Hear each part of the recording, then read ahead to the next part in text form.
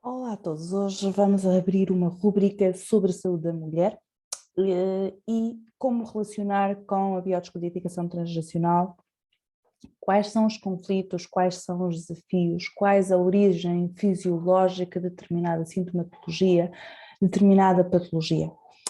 Vamos começar relativamente à saúde da mulher por um órgão muitíssimo importante, que é o útero. O útero é muito falado em todas as abordagens das medicinas convencionais e não convencionais. E abordando isto do ponto de vista da biodescodificação, o útero representa um ninho, representa a fonte de toda a nossa primeira casa e reação com os nossos progenitores. Então, é uma casa em que nós tivemos um contacto de nutrientes, de afeto, de sentir pertença ou não. Segundo a medicina tradicional chinesa, o útero tem relação com os 5 elementos, com o fogo, com a terra, com o ar, com a água e com o metal. E de acordo também com a medicina tradicional chinesa, o útero tem relação com o fígado. Porquê? Porque o fígado é como se funcionasse como um armazém do sangue. Este vai fornecer o sangue para o útero, onde vai ocorrer a menstruação. Então, todas as emoções do fígado vão afetar a funcionalidade do útero. E o útero também tem relação com o coração, que é o elemento fogo, em que o coração simboliza a nossa mente, logo a nossa mente influencia o nosso útero. Ou seja, confere que o estado emocional pode levar a alterações da menstruação. O elemento terra, que é o baço e o pâncreas, também têm relação com o útero. Isto porquê? Porque do baço e do pâncreas é o que vai sustentar o útero e é aquilo que pode levar a causar o prolapso uterino. Ele é responsável pela formação do sangue, ou seja, o sangue é armazenado no fígado, mas é o baço pâncreas que o produz. Daí a relação com o útero. O estômago também está ligado ao útero, através de um meridiano. Por isso é que na gestação existem náuseas, existem vômitos associados a todas essas alterações hormonais. Em biodescodificação, também fazemos uma leitura paralela, similar, em que nós vamos aos comportamentos, aos estados comportamentais que estão associados a estes elementos, que estão associados a estes meridianos. Perceber qual é a causa transgeracional que leva à propensão de determinada patologia e qual é que é o órgão que está em desequilíbrio, qual é o elemento que está em deficiência e qual é a proposta para equilibrar esse determinado órgão, esse determinado elemento. O útero também tem relação com o rim, porque está ligado à afetividade, está relacionado com o desenvolvimento da mulher, desde a menarca à menopausa. E aí vamos a questões transgeracionais. Como é que a mulher era vista e sentida no meu clã?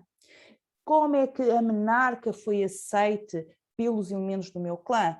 Como uma alegria ou como um estado, agora já és mulherzinha, poderás estar, entre aspas, mais em risco, poderás engravidar, poderás ter um filho precocemente, poderás ser abusada. Existe todo um registro a nível transgeracional que é plasmado na vivência como aquela mulher, aquela criança que passa a adolescente, vai viver este início do seu desenvolvimento.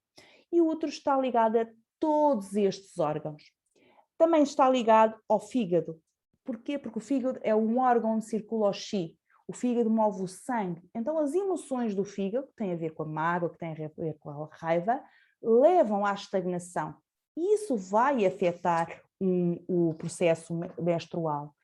Esta energia estagnada não vai permitir que o sangue se mova, levando a ter um sangue, entre aspas, parado, o que vai levar a pessoa a ter cólicas durante as menstruações.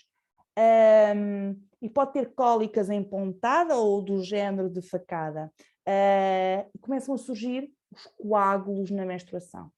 E como o fígado é o armazém do sangue, nestas situações pode haver pouco fluxo ou ausência dele. Falamos em raiva, falamos em mágoa.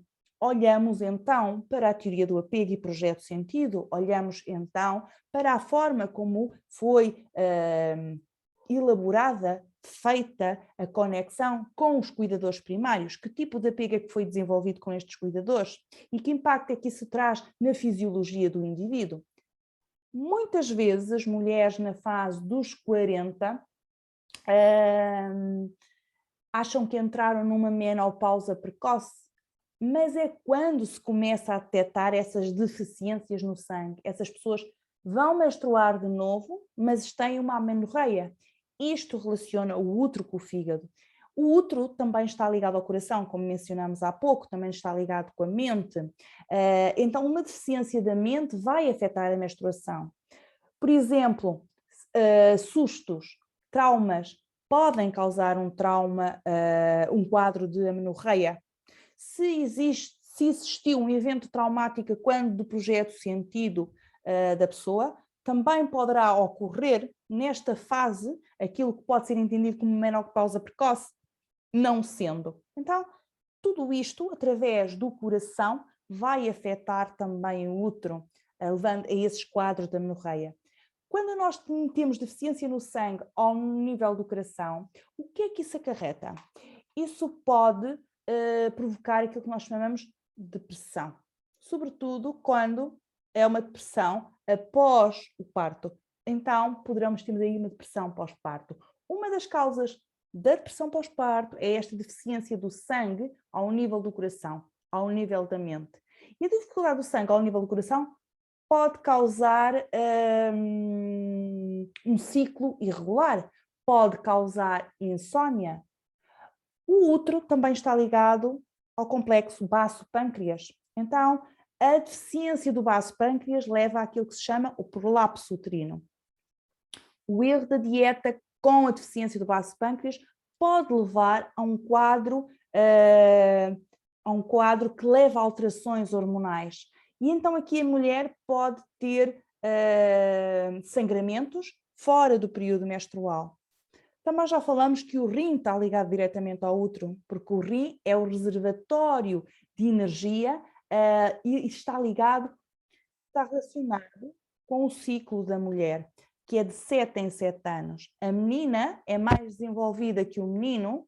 Porquê? Porque a nível de ciclos biológicos, a menstruação, por exemplo, da menina dá-se aos 14, depois torna-se mulher aos 21, depois aos 49 ao período da menopausa, enquanto que os meninos têm um desenvolvimento de 8 em 8 anos.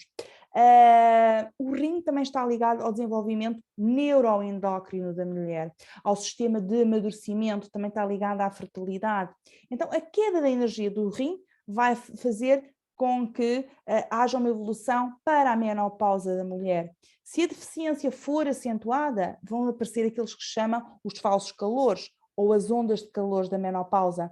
Isto a nível da biodescodificação, isto a nível do transgeracional, leva-nos a conflitos, não só de como é que foram vividas estas diferentes fases das mulheres do meu clã, mas também ligados a síndromes, como é o caso do síndrome do clã Amazonas, como é o caso do síndrome do gêmeo perdido, em que em determinadas épocas, de acordo com o nosso ciclo biológico mobilizado, isso pode trazer traumas que estão diretamente relacionados com a saúde da mulher, que pode trazer questões do prolapso uterino, que pode trazer a questão de uma menopausa precoce, de sangramentos fora do período menstrual, e enfim, não falando em outras patologias de caráter mais gravoso.